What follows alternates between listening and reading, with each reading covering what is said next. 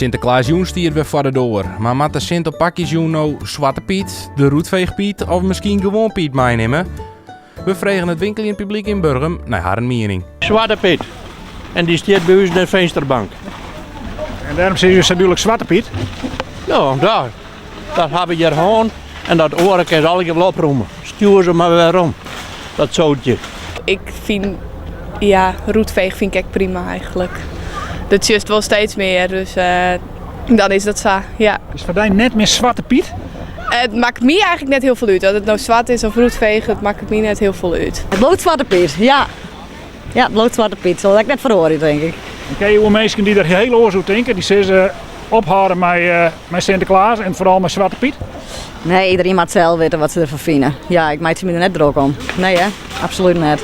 Ik vind het wel een kinderfeestje, hè? Dus in principe is het Zwarte Piet. Maar ja, al dat gedoe eromheen, ik snap het niet. Zwarte Piet, zo hoort het toch? Is dat zo? Vind ik wel. Ja, Zwarte Piet. Ja, die meneer ook. Maar er zijn heel veel mensen, weet u ook, die dat niet meer vinden. Gewoon Piet of Roetveegpiet of misschien wel geen Piet meer. Wat vindt u daarvan? Die mensen lopen waarschijnlijk vooraan op de Black Friday dag. Dan mag het allemaal wel. Dan heeft het met kleur allemaal niks te maken. Het is een kwestie van tijd en het is over met Zwarte Piet. Daar ben je heel duidelijk in. Ja, nou het gaat om emoties op een gegeven moment. Als een mensen inderdaad zo vaak nou mee bij emoties zitten, kun je natuurlijk een hele discussie over voeren. Dan houdt het een keer op. En ik merk gewoon, ik heb lang in het westen gewoond. Daar is het al verder dan hier. Het gaat hier ook een keer komen. En die kinderen maken er geen zak uit. Het mag voor mij altijd Zwarte Piet blijven. Toch ouderwets, ja, het Zwarte Pietje. Het is voor mij altijd een Zwarte Piet, ja. Dat nog wel. Jazeker, absoluut. Want?